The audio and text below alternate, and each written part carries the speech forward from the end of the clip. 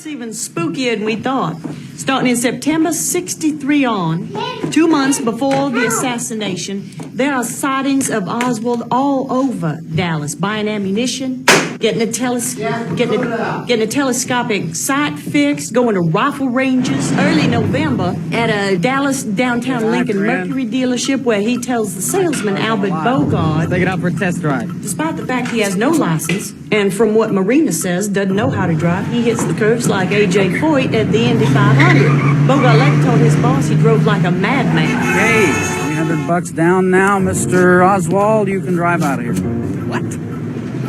What is he? No honest working man can afford to buy a car in this goddamn country anymore. Maybe I'll have to go to Russia and buy a car. Really dumb dialogue, like he's trying to draw attention to himself. A real moron. He walks out. Salesman remembers him as about 5'7", but we know from Oswald's draft card that he was actually 5'11". Other witnesses see him on several separate days at different firing ranges. And at one time, November 9th, he decided he needs to practice on the target of the guy next to him. Oswald. Because he's a friend of ours. Something about the man bothers her. About 48 hours later, one of the Cubans calls her back. Oh, yeah.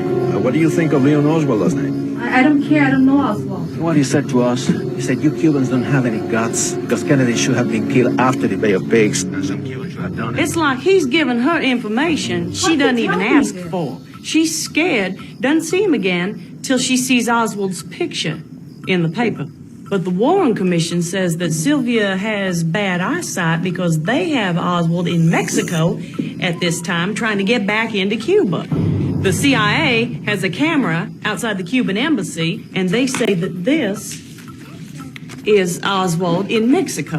Now, If this is Oswald, it must be our third Oswald. It's interesting the extent to which the Warren Commission went to make him a communist.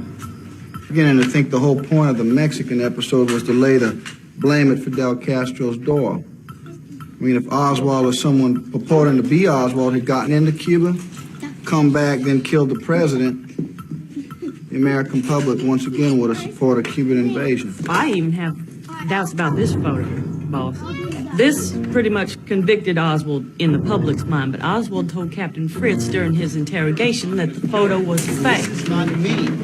That came from Janet Williams Garage. I never saw this picture. That is my face, but my face has been superimposed. The rest of the picture is not me at all. I have done a lot of photographic work, and that picture was made by someone else. I took this picture to 2 experts. Look at the way the shadows on the nose fall in a straight line like it's high noon. But the shadow down here on the ground reads more like late afternoon or early morning. It's not the same time. Also, look at the crop marks across the chin. Seems like this head is pasted onto somebody else's body, implicating him with the rifle and the gun.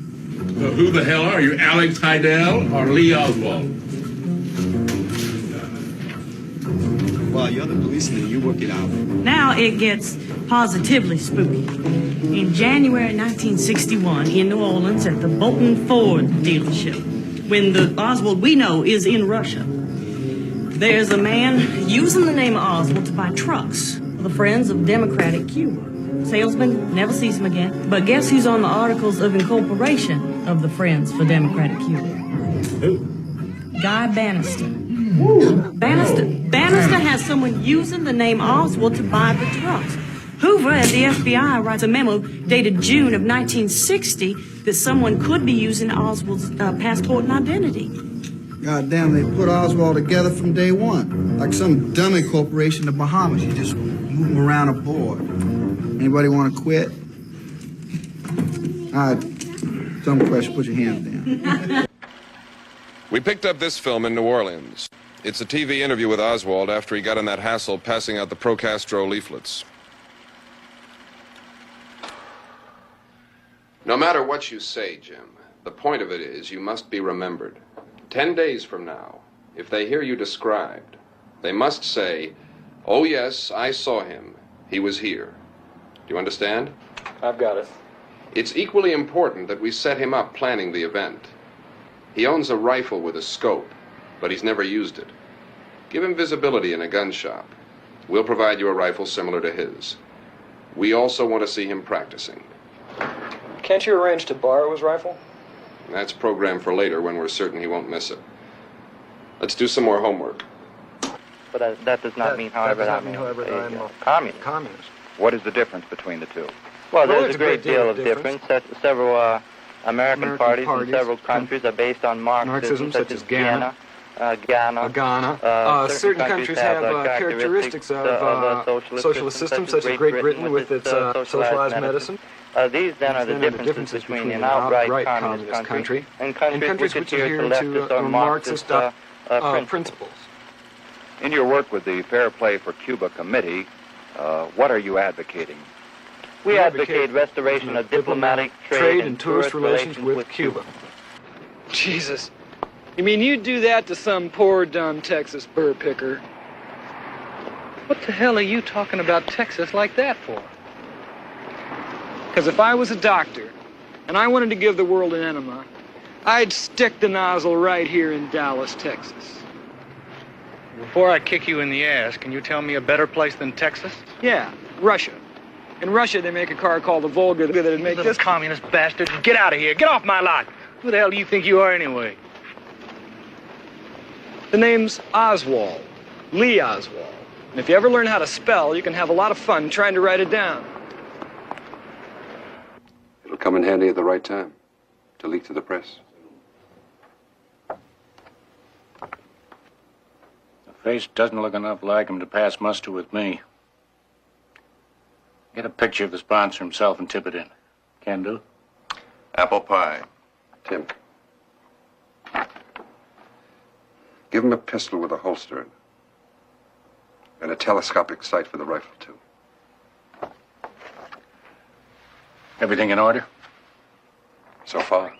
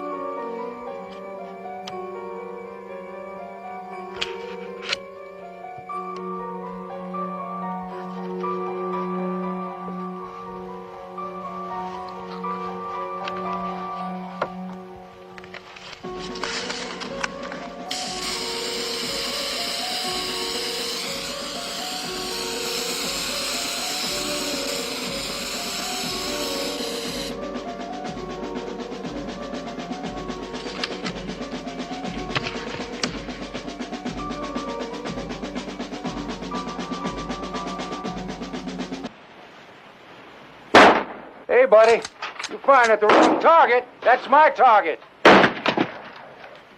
Hey, mister, you're firing at my target. Hey, would you mind if you just fired your own? Why don't you take a flying screw at the moon and charge it to me? I'll be glad to, you son of a bitch. You just tell me your name. Lee Oswald. Oswald.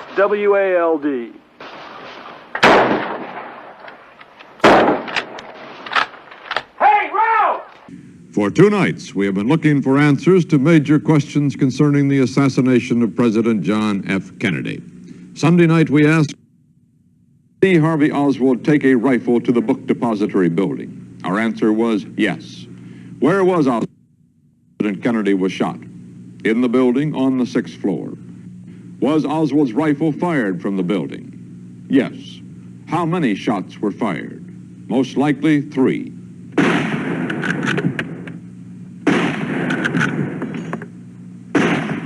How fast could Oswald's rifle be fired? Fast enough. What was the time span of the shots? At least as large as the Warren Commission reported. Most likely the assassin had more time, not less. And so we concluded Sunday night that Lee Harvey Oswald fired 3 shots at the motorcade. And then last night we began to look into the question of conspiracy. Were there others also firing at the president? We interviewed eyewitnesses. They told conflicting stories. We tested in our own investigation the critical single bullet theory and found one bullet might well have wounded both men.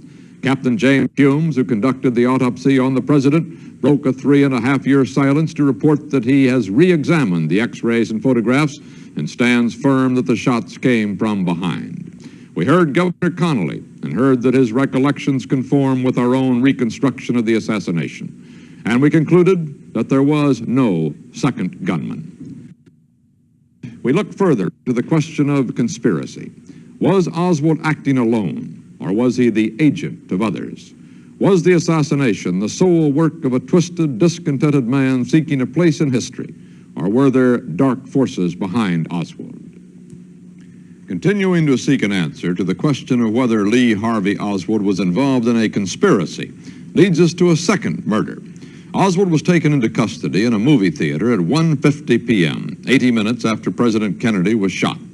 But he was first charged not with the murder of the president, but with the murder of Dallas police officer J.D. Tippit. Our next question, could Oswald have made his way to the scene of Officer Tippit's murder? To solve the Tippit killing, it is vital to reconstruct Lee Harvey Oswald's actions from the moment of the assassination to the moment of Tippit's death. Yet for 3.5 years, all news media have been barred from the Texas School Book Depository where the first critical few moments of Oswald's flight occurred.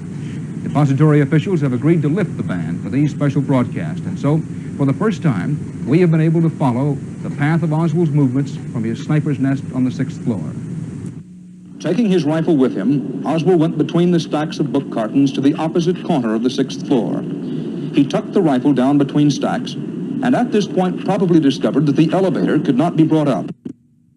Evans, eager to see the parade, had forgotten to close the gate.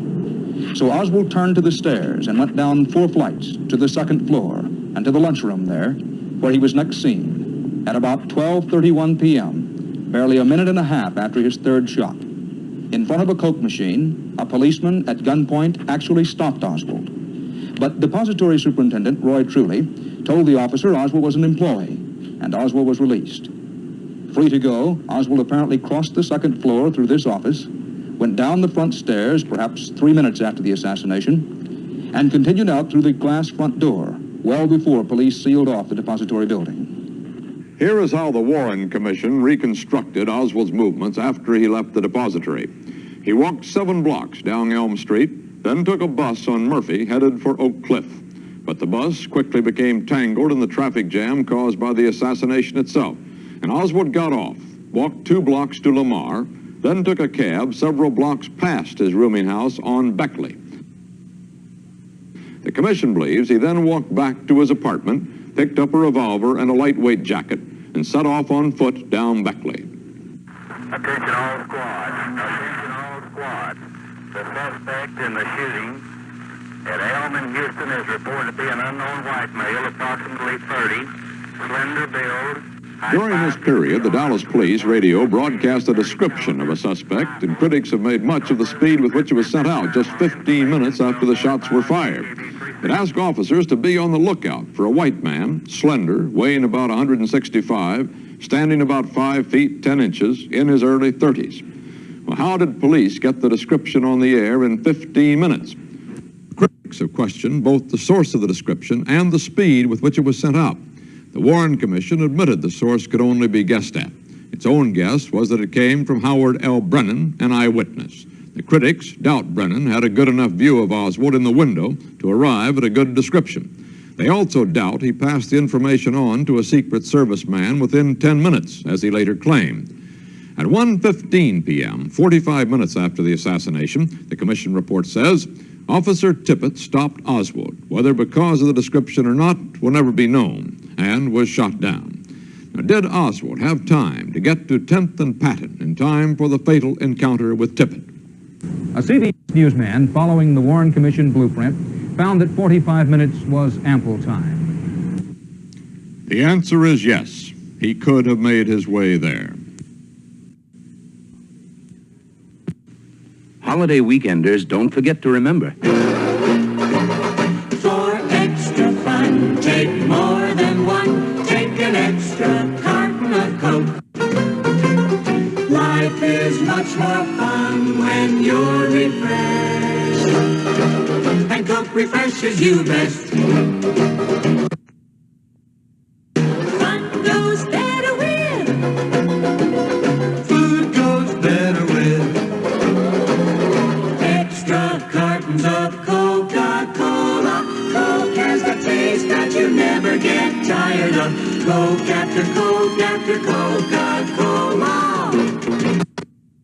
Extra fun. take more than one. Take an extra carton of Coke, Coca-Cola.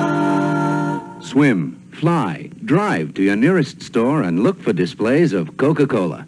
Now.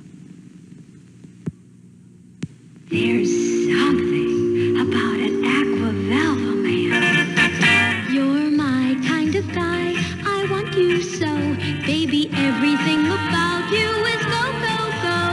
With Aqua Velva lotion, our romance began because there's something about an Aqua Velva man. Get Aqua Velva Aftershave Lotion, regular, menthol, and now luxurious frost lime. Is it a super jet? Is it fast? So is it? It's Williams Electric Shave in action, the pre-shave lotion that puts wings on your electric razor. It sets up your beard for a closer shave, lubricates your skin for a jet. Skim off the toughest beard with jet speed. Put wings on your electric razor with Williams Electric Shave. Look for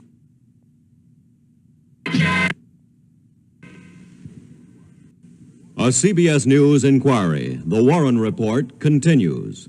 Here again is Walter Cronkite. Why was Officer Tippett in Oak Cliff off his normal beat? Those who believe there was a conspiracy involving the Dallas police force have maintained that the meeting between Oswald and Tippett was not an accident, that Tippett may have been or vice versa. They say Tippett should not have been where he was and should not have been alone in the squad car. Eddie Barker talked to police radio dispatcher Murray Jackson. Officer Jackson, a lot of critics of the Warren Report have made quite a thing out of the fact that Officer Tippett was not in his district when he was killed. Could you tell us how he happened to be out of his district? Yes, Eddie, I have heard this several times since the incident occurred. He was where he was because I had assigned him to be where he was in the central Oak Cliff area. There was the shooting involving the president, and we immediately dispatched every available unit to the triple underpass where the shot was reported to have come from. I realized that, as you said, that we were draining the Oak Cliff area of available police officers, so if there was an emergency such as an armed robbery or a major accident to come up, we wouldn't have anybody there that would be in any close proximity to answer the call. And since JD was the outermost unit, actually I had two units, 87, which was Officer Nelson, and 78, which was Officer Tippett.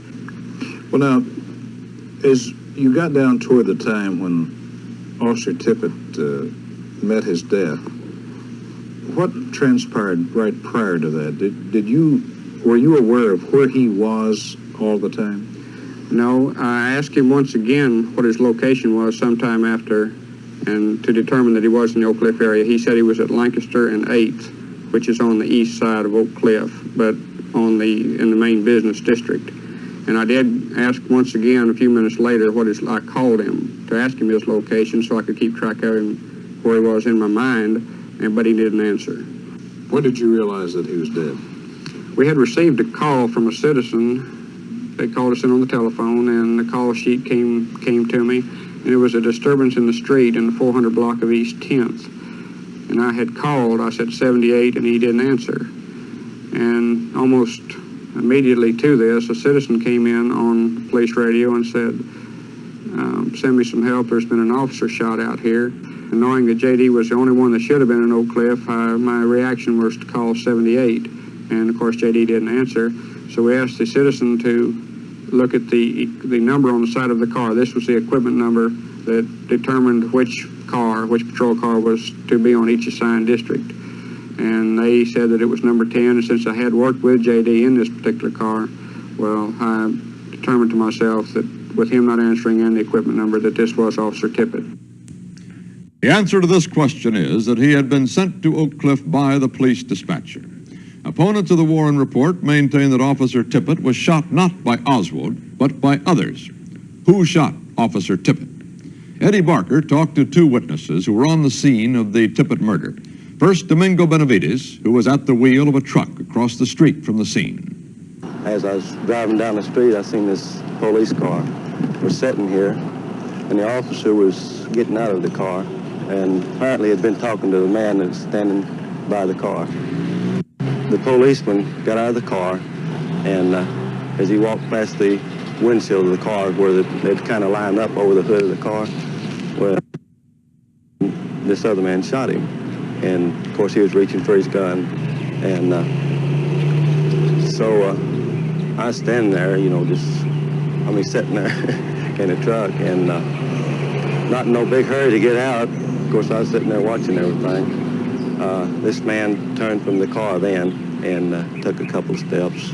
Then, as he turned to walk away, well, he was unloading his gun, and he took the shells, held them in his hand, and as he took off, well, he threw them in the bushes, more or less like nothing really trying to get rid of them. I guess he didn't figure he was caught anyway, so he just threw them in the bushes.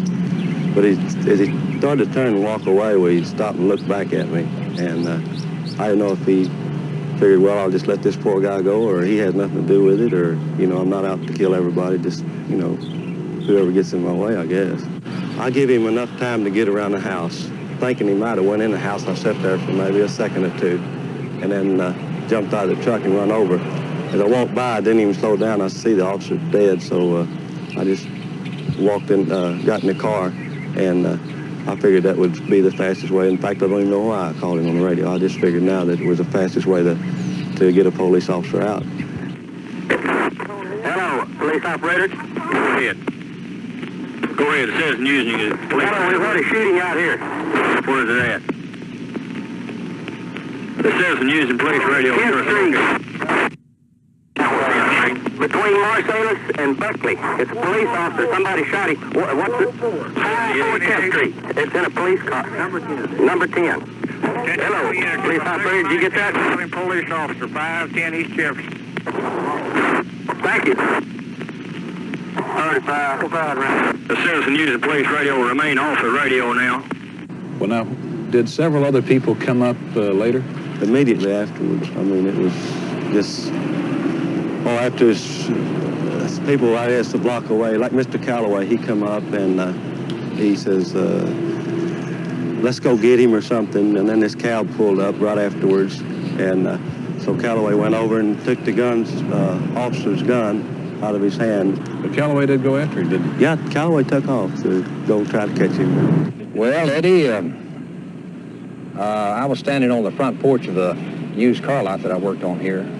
And all of a sudden I heard some shooting. In fact, I heard 5 shots coming from the direction behind the lot over on 10th Street there. Well, I come running off the side of the porch and out to the sidewalk here, and I looked up the street and I saw this man here on the corner, and I saw right away that he had a gun in his hand, and then he continued across the street coming in this direction. Well, when he got right across from me over here, just about 30 yards or less, why, I called to him and just asked him, hey, man, what the hell's going on? Because that's just exactly what I wondered. I didn't know who he was at the time, of course. And he looked my direction and paused, almost stopped, and said something to me, but I couldn't make out what he said. But he had this pistol in his hand, carried in what we used to in the Marine Corps call a raised pistol position. And then he slowed down and started walking.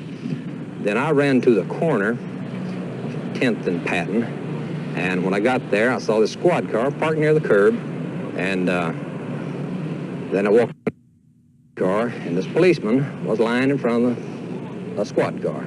Tom, what about those expended shells? Well, they were looking all over the place for evidence, I guess, and taking fingerprints and what have you. So I guess they was going to walk off and leave them, you know, not knowing they was there, and seeing I knew where they was at, I walked over and picked up a stick and picked them up and put them in a Winston package. I think I picked up 2 and put them in a Winston package, and then as I was walking back, I picked the other one up by hand, I believe, and I picked them up with a stick, you know, keep from leaving fingerprints on them, because I figured they might need them. The cartridges that Benavides picked up were positively identified as being fired in Oswald's revolver, but only one of the 4 lead bullets removed from Officer Tippett's body could be positively identified with that revolver by Illinois ballistics identification expert Joseph Nickel. Examination of the projectiles, the tests and the evidence projectiles were not easily matched because of a certain mechanical problem with the weapon. The barrel was oversized for the size of the ammunition used, since this was a weapon originally intended for British use and was re-imported into America. This means that the bullet, instead of touching on all surfaces going down the barrel, actually wobbles a little bit as it goes through the barrel.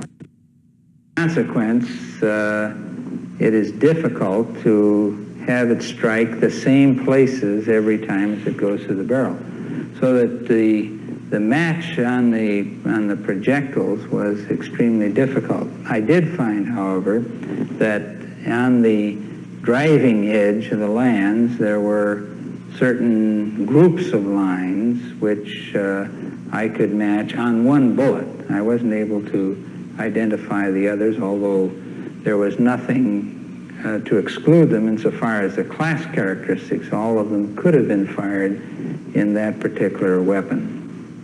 One of the bullets that killed Officer Tippit was fired in Oswald's revolver. The other three could have been, according to the ballistics identification expert. Ted Calloway went to the police station that night and made a positive identification of Oswald in a lineup. But Mr. Benavides did not do so. Eddie Barker asked him if he were sure Oswald did the shooting. Is there any doubt in your mind that Oswald was the man you had seen shoot Tippit? No, sir, there was no doubt at all, period. I could even tell you how he combed his hair and the clothes he wore and what have you, to the detail. And if he had a scar on his face, I could have probably told you about it, but you don't forget things like that. The answer to this question, despite the problem of the ballistic evidence, is that Lee Harvey Oswald shot J.D. Tippit. What of the theory that Tippit actually knew Oswald? It's not easy to prove that someone did not know someone else, but every attempt to pin down the rumor that the two men knew each other has ended in failure. There is nothing in the circumstances surrounding Tippit's death to suggest any kind of conspiracy. Mrs. Tippit says flatly that neither she nor her husband knew Oswald. Officer Jackson was among Tippit's closest friends and had been for years. Eddie Barker put the question to him. Do you have any reason to believe that Officer Tippit knew Lee Harvey Oswald? I don't believe there is a possible connection at all. No, I don't think that he knew Oswald. Did you know Oswald? No, I didn't either. 30 minutes after Officer Tippit's murder, Oswald was captured in the Texas Theater. Johnny Brewer, a shoe clerk, had spotted him in a doorway and watched while he slipped into the theater. Brewer spoke to the cashier. She called police. The next 48 hours were filled with confusion. An army of newsmen jammed into the Dallas police building. Oswald was paraded through the halls to and from questioning sessions. Police Chief Jesse Curry and District Attorney Henry Wade said repeatedly they expected to prove Oswald guilty, although he maintained to the last he was not. No record was made of his interrogation. Sunday, November 24th. The mob scene continues as Oswald is brought into the basement of the police building for transfer to the jail. And then, in full sight of millions of television viewers, a man named Jack Ruby surges through the crowd and shoots Lee Oswald dead. Why? A fateful meeting of deranged minds or some twisted conspiracy? Why did Ruby kill Oswald? This is the world of Jack Ruby, a world of neon and female flesh, of bumps and grinds and watered drinks. Ruby operated a pair of sleazy nightclubs, the Carousel and the Vegas. In the free and easy atmosphere that seemed to characterize the Boom City, Ruby was also a hanger-on of the police, entertaining off-duty officers in his strip joints, often carrying sandwiches over to the police building for his on-duty friends. These are some of the people of Jack Ruby's world.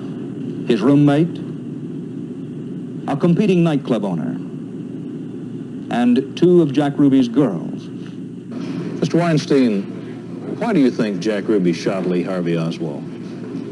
I think it was on the spur of the moment. That he really wanted to make himself look like a big man, and he thought that would make him above everybody else. That the people would come up and thank him for it. The people would come around and want to meet him and want to know him. This is the man that shot the president. Why do you think Jack shot Oswald? Oh, I think that it was mostly an impulsive act. And Jack also, I believe, thought that so many people at the time was saying they ought to kill him and this and that, that he, in my personal opinion, Jack thought this would just bring him a sensational amount of business, and he would just really be a hero. Diana, why do you think Jack shot Oswald? I think that he came down there just to see what was going on. And when he saw that sneer on Oswald's face, that's all it would take to snap Jack. The way Oswald's mouth was curled up, you could even see it in the picture. I think when he saw that look was when he decided to shoot him. Not down. And I think he did it because he thought that it was a service to his country, and in his way of thinking, that was the way he thought. I don't believe that Jack Ruby ever took any secrets to his grave. I've been around him too long, and I've lived with him too long. And I'm certain he told the truth right up until his death. And I'll never be convinced otherwise. There was nothing he ever hid. The public knew everything he ever said or heard. Jack Ruby was convicted, but the conviction was reversed by an appeals court which held that an alleged confession should not have been admitted. Ruby died 6 months ago of cancer, maintaining to the last that he was no conspirator, that he had killed Oswald out of anger and a desire to shield Jacqueline Kennedy from the ordeal of a trial at which she would have had to appear as a witness. Dallas police had alerted the press that Oswald would be moved to the county after 10 a.m. on November 24th. That departure was delayed. Yet a receipt shows that Ruby was sending a money order to one of his strippers from a Western Union office across from the courthouse at 11:17 a.m., when anyone premeditating murder in the courthouse basement would already have stationed himself there. In fact, it was probably the activity around the courthouse entrance which caught Jack Ruby's eye as he left the Western Union office. Ruby was carrying a pistol because he was carrying money. He was accustomed to wander in and out of the police building at will. The Oswald murder today still appears but an impulse, meaningless violence born of meaningless violence.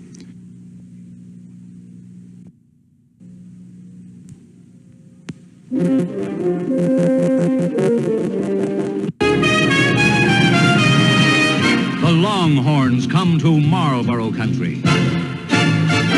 Longhorns, new extra long Marlboro 100s. Old pack. Big flavor, too, in the new longer Marlboro.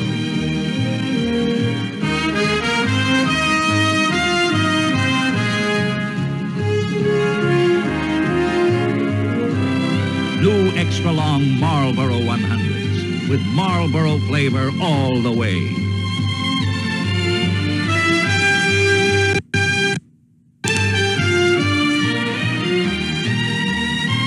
The Longhorns come to Marlboro country. New extra long Marlboro 100s.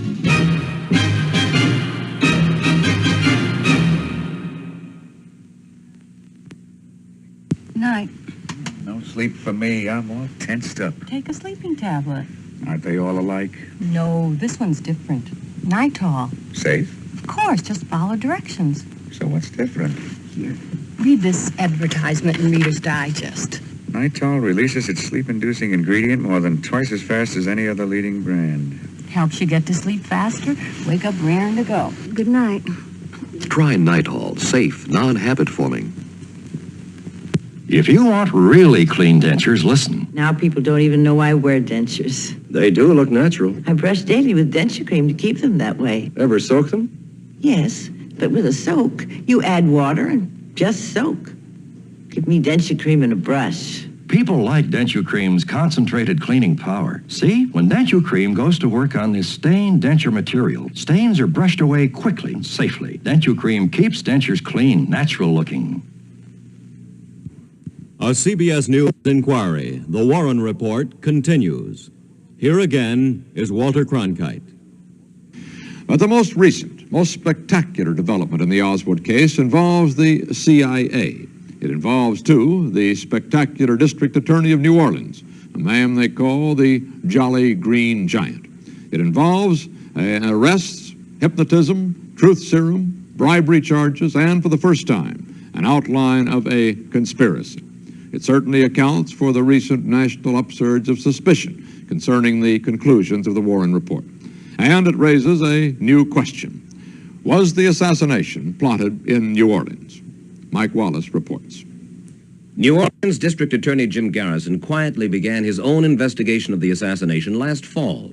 In a sense, he picked up where the Warren Commission had left off. Warren investigators questioned a number of people in New Orleans after the assassination, and they failed to implicate any of them. But the more Garrison went back over old ground, apparently, the more fascinated he became with the possibility that a plot to kill President Kennedy actually began in New Orleans. By the time the story of his investigation broke 4 months ago, he seemed supremely confident that he could make a case, that he had solved the assassination. I certainly wouldn't say with confidence that we would make arrests and have convictions afterwards if I did not know that we had solved the assassination of President Kennedy beyond any shadow of a doubt.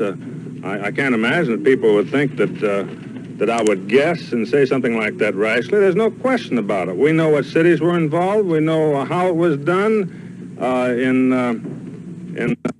the essential respects. We know the key individuals involved, and we're in the process of developing evidence now. I thought I made that clear days ago. He shocked New Orleans 4 months ago by arresting the socially prominent Clay Shaw, former director of the New Orleans International Trade Mart.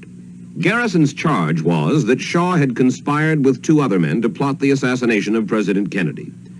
Garrison said Shaw had known David Ferry, an eccentric former airline pilot who was before Garrison had planned to arrest him. Incidentally, the coroner said Ferry died of natural causes, but Garrison called it suicide. He said Shaw also knew Lee Harvey Oswald, that Ferry, Oswald, and Shaw met one night in the summer of 1963 and plotted the president's death. Clay Shaw said it was all fantastic. I am completely innocent. I have not conspired with anyone at any time, any place, to murder our late and esteemed President John F. Kennedy or any other individual. I have always had only the highest and utmost respect and admiration for Mr. Kennedy. The charges filed against me have no foundation in fact or in law. I have not been apprised of the basis of these fantastic charges and assume that in due course I will be furnished with this information and will be afforded an opportunity to prove my innocence. I did not know Harvey Lee Oswald, nor did I ever see or talk with him or anyone who knew him at any time in my life. A preliminary held 2 weeks after his arrest. The hearing was complete with a surprise mystery witness, Perry Raymond Rousseau, 25-year-old insurance salesman and friend of the late David Ferry. Through 3 days of intense cross-examination, Rousseau held doggedly to his story that he himself had been present when Shaw, Ferry, and Oswald plotted the Kennedy assassination. Rousseau admitted at the hearing that he had been hypnotized 3 times by Garrison men. A writer for the Saturday Evening Post said he read transcripts of what went on at those sessions. The writer suggested that Rousseau's entire performance at the hearing was the product of post-hypnotic suggestion. Clay Shaw for trial. It could be months before the trial actually takes place. Meanwhile, various news organizations have reported serious charges against Jim Garrison and his staff, alleging bribery, intimidation, and efforts to plant and or manufacture evidence against Shaw. Last month, Newsweek magazine said Garrison's office had tried to bribe Alban Boboff, a 21-year-old former friend of David Ferry. Boboff, the magazine said, was offered $3,000 to supply testimony that would shore up the conspiracy charge against Shaw. Garrison promptly released an affidavit Boboff had signed. The affidavit said no one working for Garrison had ever asked Boboff to tell anything but the truth. Subsequently, New Orleans police investigated the Boboff charge and said Garrison's men had been falsely accused. But that was just the beginning. 3 more bribery accusations have since come to light, 2 involving Louisiana prison inmates, 1 involving a nightclub and Turkish bath operator. In each of those cases, the charge is that rewards were offered in return for allegedly false testimony or other help that would implicate Clay Shaw. You will hear Garrison's comment on those charges later in the broadcast. Meanwhile, Garrison has gone on to include Jack Ruby in the alleged conspiracy involving Shaw and Lee Harvey Oswald. Garrison says Jack Ruby's unlisted telephone number in 1963 appears in code in address books belonging to Shaw and Oswald. He says both books note the Dallas Post Office box number 11906. Ruby's unlisted phone number was Whitehall 15601. Garrison furnished a complicated formula for converting PO 11906 to WH 15601. Louisiana Senator Russell Long, appearing on Face the Nation a few days later, explained how the code works. So you take the P and the O and you use a telephone dial. P gives you 7, O gives you 6. So you add 7 and 6 together, you get 13. Then you take the 19106 and you the A, B, C, D, E basis. So you put A comes ahead of E. Then you put D, and you reconstruct the numbers, and then you subtract 1300, which you got from the PO, and that gives you Ruby's unlisted telephone number. Now, a Dallas businessman named Lee Odom had that Dallas post office box for a while in 1966. He said he didn't know how the number got in Oswald's address book, but he could explain how it got in Shaw's. Odom said he met Shaw when he went to New Orleans looking for a place to hold a bloodless bullfight. When I got to New Orleans, and I got there, it was late, and so I wanted to see what New Orleans, my first trip to New Orleans, and I went to Pat O'Brien's, and that's where I met Mr. Shaw. I was sitting drinking at the bar, and he was sitting next to me, and I asked him about if he thought a bullfight might go over good in New Orleans. And he said that he thought it would, and we introduced him in the real estate business and said he might be able to help me. So the next day, while we had lunch together and tried to find out about a place to have a bullfight, made 2 or 3 phone calls, and we didn't find any place. So when I got ready to leave there, I gave him my name and my box number, which I saw him write in his little book, and I never heard from him after that. But that's how the number got in the book.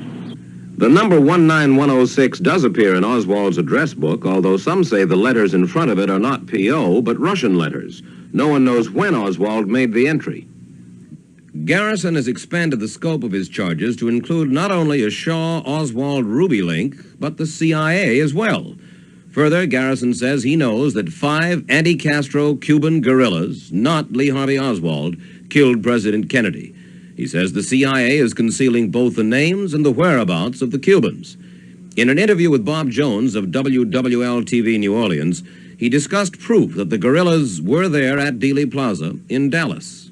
We have even located photographs in which we have found the men behind the grassy knoll and the stone wall before they dropped completely out of sight. There were 5 of them, 3 behind the stone wall and 2 behind the grassy knoll, and they're not quite out of sight. And they've been located in other photographs by process of bringing them out, although they're not distinct enough you can make an identification from their faces. But this is one of the photographs Garrison is talking about, shown first with an overlay. Those roughly drawn figures at the bottom of the page could be the men Garrison believes he sees through the little holes at the top. Now we remove the overlay to see the photograph itself, a hazy blow-up of an area from a larger picture. If there are men up there behind the wall, they definitely cannot be seen with the naked eye. I asked Garrison if he would sort it all out, if he could summarize his investigation and put it in perspective. About the New Orleans part, I don't like to sound coy, but it is impossible to talk about the New Orleans details without touching somehow on the case, and I'm not going to take any chances about reflecting on Mr. Shaw or this case. We worked too hard for me to ruin it by a casual comment. 4 months ago, you said that you had solved the assassination. At that time, you didn't even know Perry Russo. And yet Perry Russo, it turns out, is your main witness in the preliminary hearing. Right. Is he still your main witness? No, Are there others? No, there are others, and I would not describe Perry Russo as the main witness. But let me say this, that the major part of our case up to that time, again, I don't want to touch in any way on the case against the defendant, but we knew months before that the key people involved, but there was no basis for moving at that time. You say that Lee Harvey Oswald did not kill President Kennedy. Who then did kill him? Well, first of all, if I knew the names of the individuals behind the grassy knoll, where we know they were, and I certainly would not tell you and couldn't hear. There is no question about the fact they were there. There's no question in our minds what the dominant race of these individuals was, and there's no question about the motive. In the course of time, we will have the names of every one of them. The reason for Officer Tippett's murder is simply this. It was necessary for them to get rid of the decoy in the case, Lee Oswald. Now, in order to get rid of him, so that he would not later describe the people involved in this, they had what I think is a rather clever plan. It's well known that police officers react violently to the murder of a police officer. All they did was arrange for an officer to be sent out to 10th Street. And when Officer Tippett arrived there, he was murdered with no other reason than that.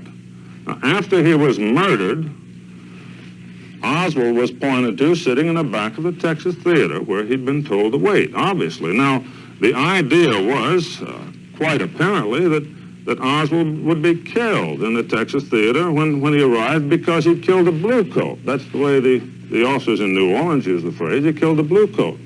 But the Dallas police, at least the arresting Dallas police, fooled them because they had apparently too much humanity in them, and they did not kill him. All right, there is Lee Harvey Oswald at the back of the Texas Theater. Then what? Well, then notification has gotten to the police of this suspicious man in the back of the theater, and you know the rest. But the Dallas police apparently, at least the arresting police officers, had more humanity in them than the planners had in mind, and this is the first point which the plan did not work completely. So Oswald was not killed there, he was arrested. This left a problem, because if Lee Oswald stayed alive long enough, obviously he would name names and talk about this thing that he'd been drawn into. It was necessary to kill him. That's where Jack Ruby comes into the picture. That's right. It was necessary for one of the people involved to kill him. Mr. Garrison, obviously we're not going to try the case of Clay Shaw here on television, but some people, some journalists and others, have charged that you have tried to bribe, to hypnotize, to drug witnesses in order to prove your case against Shaw. That's right. I understand that the latest news by a New York Times writer is that we offered an ounce of heroin and 3 months vacation to one. As a matter of fact, this is part of our incentive program for convicts. We also have 6 weeks in the Bahamas, and we give them some LSD to get there. This attitude of skepticism on the part of the press is an astonishing thing to me and a new thing to me. They have a problem with my office. And one of the problems is that we have no political appointments. Most of our men are selected by recommendations of deans of law schools. They work 9 to 5, and we have a highly professional office, I think one of the best in the country. So they're reduced to making up these fictions. We have not intimidated a witness since the day I came in office. One question is asked again and again. Why doesn't Jim Garrison give his information if it is valid information? Why doesn't he give it to the federal government? Now that everything is out in the open, the CIA could hardly stand way again, could they? Why don't you take this information that you have and cooperate with the federal government? Well, that would be one approach, Mike, or I could take my files and take them up on the Mississippi River Bridge and throw them in the river. It'd be about the same result. You mean they just don't want any other solution from that in the Warren report? Well, isn't that kind of obvious? Where do you think that pressure's coming from that prevents witnesses and defendants from being brought back to our state? Where is that pressure coming from? It's coming from Washington, obviously. For what reason? Because there are individuals that the Kennedy murder to come out. Where are those individuals? Are they in the White House? Are they in the CIA? Are they in the FBI? Where are they? I think the probability is that you'll find them in the Justice Department and the Central Intelligence Agency. You're asking questions, but you haven't got the answers to those questions. You have a theory as to why, indeed, the president might have been assassinated by a group of dissidents. No, your statement is incorrect. We have more than a theory. We have conversations about the assassination of the President of the United States, and it does not include only the conversation brought out at the preliminary hearing. We have money passed with regard to the assassination of the President of the United States. We have individuals involved in the planning and we can make the case completely. I can't make any more comments about the case except to say anybody that thinks it's just a theory is going to be awfully surprised when it comes to trial. Garrison says Clay Shaw used the alias Clay Bertrand, or Clem Bertrand. At Shaw's preliminary hearing, Perry Russo testified that Shaw used the name Clem Bertrand the night of the alleged meeting to plot the assassination. It was obviously a crucial point in Garrison's presentation at that hearing. But a week ago, NBC said it has discovered that Clay Bertrand is not Clay Shaw. NBC said the man who uses that alias is a New Orleans homosexual whose real name, not disclosed in the broadcast, has been turned over to the Justice Department. Garrison's problems multiplied yesterday. His chief aide, William Gurvich, who conferred recently with Senator Robert Kennedy, abruptly resigned. Gurvich was questioned by Bill Reed, news director of WWL-TV New Orleans, and CBS News reporter Edward Rabel. Mr. Gurvich, why did you resign as Mr. Garrison's chief aide in this investigation?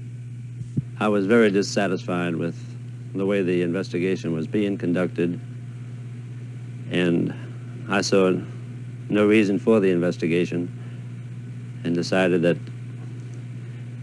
if the job of an investigator is to find the truth, then I was to find it. I found it, and this led to my resignation. Well, what then is the truth? The truth as I see it is that Mr. Shaw should never have been arrested. Why did you decide to see Senator Robert Kennedy? And I went to Senator Kennedy because he was a brother of the late President Kennedy, to tell him we could shed no light on the death of his brother and not to be hoping for such.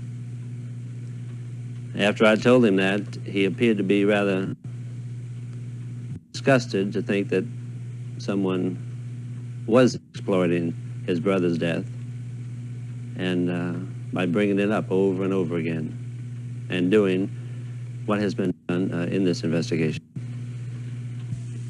There's been talk of allegations of wrong version of possible bribery on the part of investigators or certain investigators for the district attorney. To your knowledge, are these allegations true? Unquestionably, things have happened in the district attorney's office that definitely warrants an investigation by the parish grand jury as well as a federal grand jury. Would you say these methods were illegal? I would say very illegal and unethical.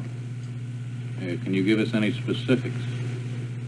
I would rather say that for the grand jury's, Bill, if I may. Is this on the part of just one or two investigators, or does it involve the whole staff, or perhaps Mr. Garrison? It involves more than two people. More than two people. Do you believe Mr. Garrison had knowledge of these activities? Yeah, of course he did. He ordered it. He ordered it? He ordered it. Yes, sir. Why did he feel it was necessary to order such activities? That I cannot explain. I am not a psychiatrist. Mr. Garrison said the CIA has attempted to block his investigation for some time. Have you His seen purpose for bringing the CIA in, Bill, is this. As he put it, they can't afford to answer. He can say what he damn well pleases about that agency, and they'll never reply.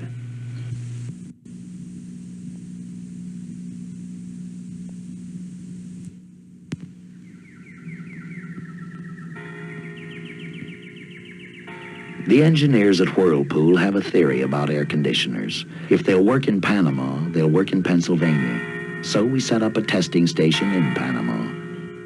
Not in any special laboratory, though. We just loaned air conditioners to some of the local natives. Besides being the only humane thing to do, it got us the most dedicated air conditioner testers in the world. They usually run those machines 24 hours. The compressor, and if Panama's humidity doesn't corrode the coils, we've definitely got a good machine. So everybody's happy. We know just how much of a beating Whirlpool air conditioners can take. And as for the natives, they aren't restless anymore.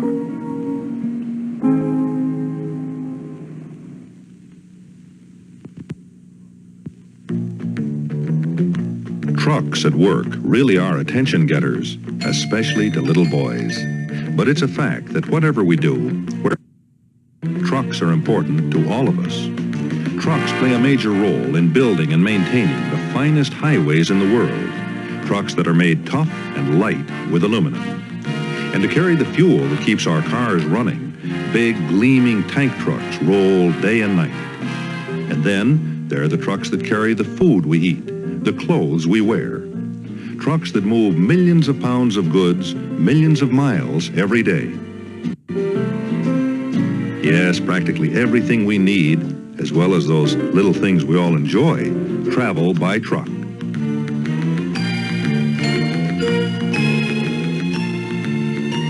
Reynolds is proud to be a member of the American trucking industry. A CBS, The Warren Report continues. Here again is Walter Cronkite. Mr. Garrison is the only critic who has been in a position to act on his beliefs. He has brought Clay Shaw before the courts of Louisiana.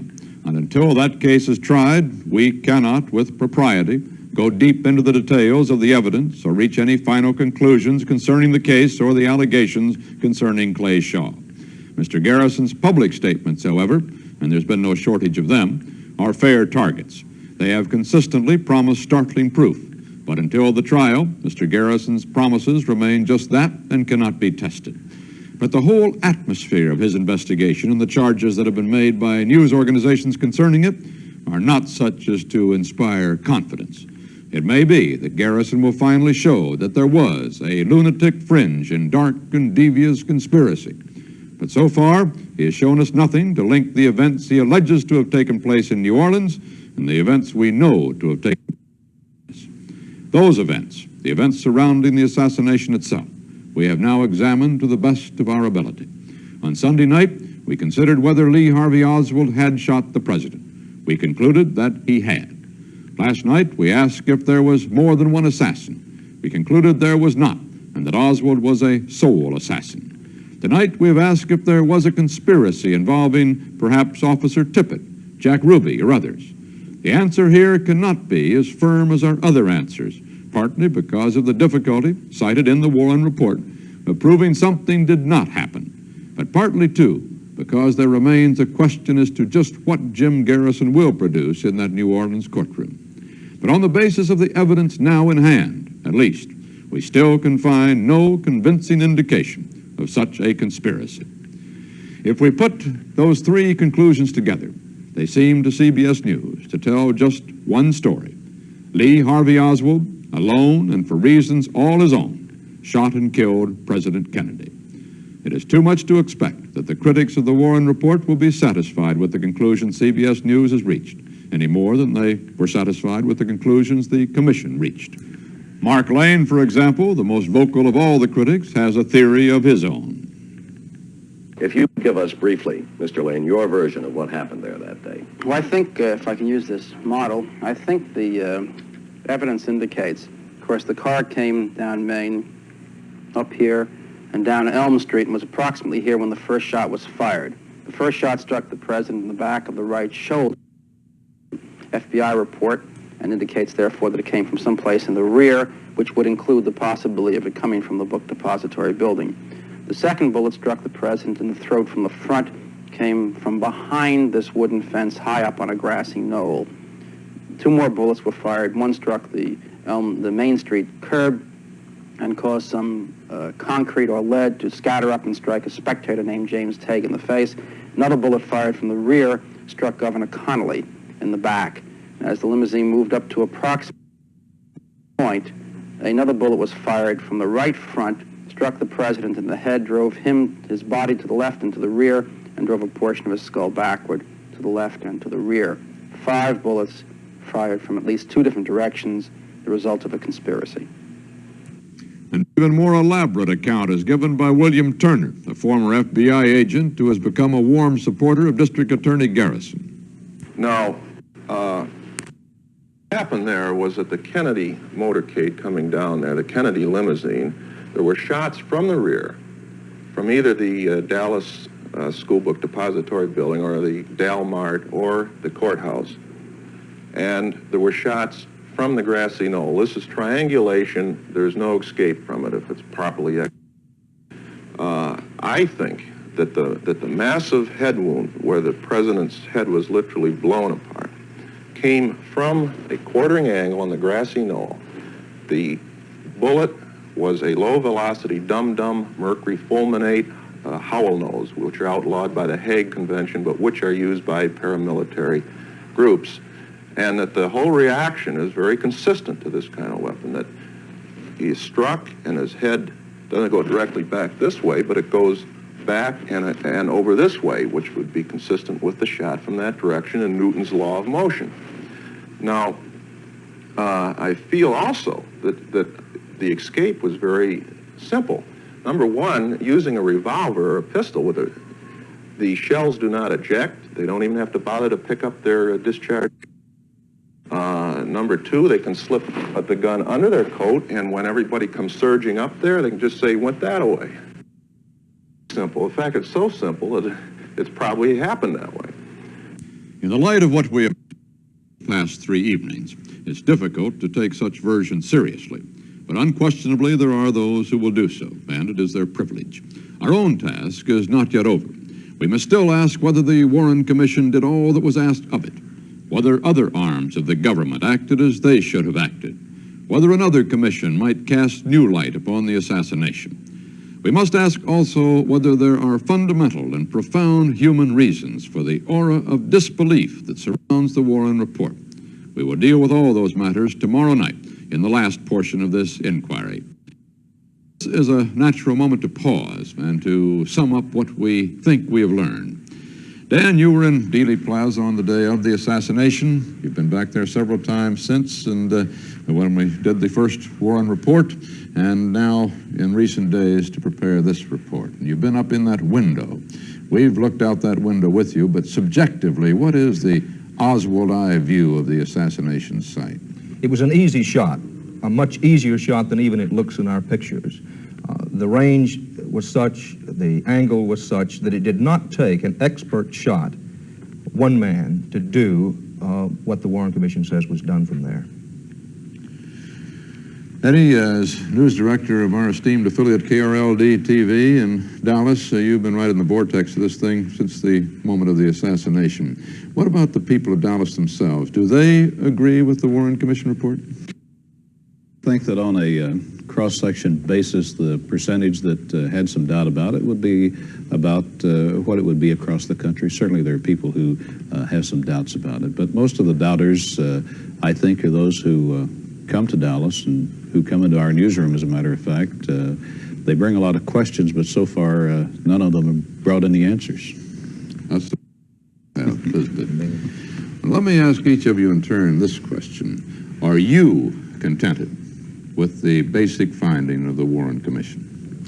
I'm contented with the basic finding of the Warren Commission that the evidence is overwhelming that Oswald fired at the president and that Oswald probably killed President Kennedy alone. I am not content with the findings on Oswald's possible connections with government agencies, particularly with the CIA.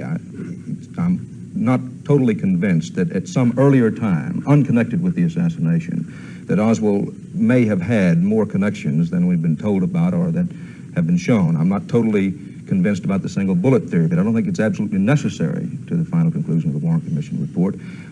I would have liked more questioning, a more thorough going into Marina Oswald's background, but as to the basic conclusion, I agree.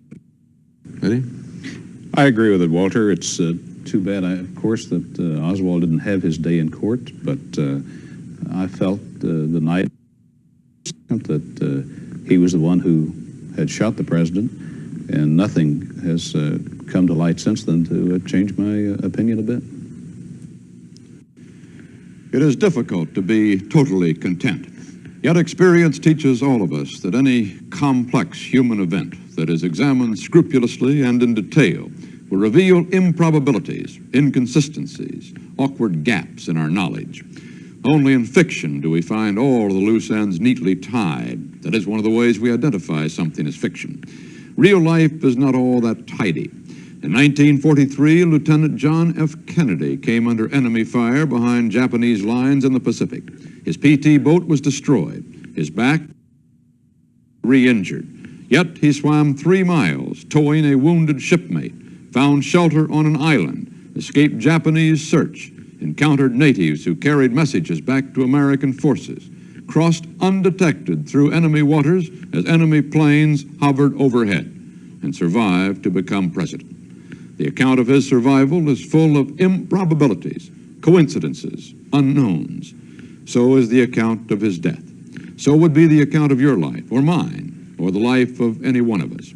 Concerning the events of November 22nd, 1963 in Dealey Plaza, the report of the Warren Commission is probably as close as we can ever come now to the truth. And yet, if the Warren Commission had acted otherwise 3 years ago, if other government agencies had done differently then, would we today be even closer to the truth? Tomorrow we will consider not the assassination, but the work of the commission that was appointed to study it. For the first time, a member of that commission, John J. McCloy, will publicly discuss its work and its findings. Members of the commission staff and one of the commission's most persuasive critics, Edward J. Epstein, will be heard. And we will ask, although we may not be able to answer, 2 last questions. Should America believe the Warren Report? Could America believe the Warren Report? This is Walter Cronkite with Dan Rather and Eddie Barker. Good night. This has been the third of a series, a CBS News inquiry, The Warren Report. The 4th part will appear tomorrow night at this same time.